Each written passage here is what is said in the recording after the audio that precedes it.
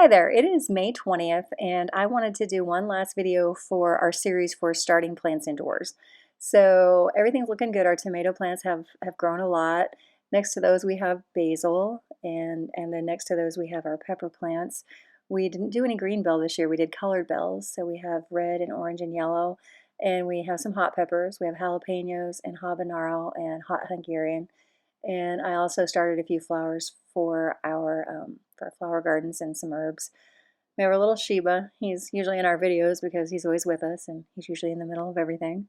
So we are hopefully, just going to have a few more dry days here over the weekend, maybe Saturday, and we can get some of these in the ground. Each year we put, in between two tomato plants, we'll put a basil plant. Some people think it makes the tomatoes taste a little sweeter. I'm not sure on that, but it's supposed to repel insects, and we when we can, I can quite a bit with basils, so it's nice to have it around. They're a really good companion crop.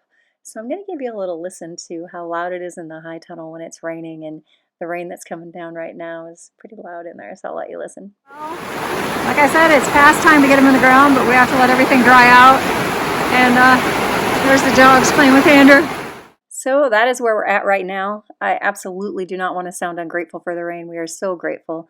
The drought map that just came out today does not look good in the southwest part of the United States. So grateful for the rains. It's just kind of a balancing act right now. We need it dry so we can put them in the ground, but we are very grateful for the rain. So we will keep you posted on how our planting goes the next few days. Thanks for listening.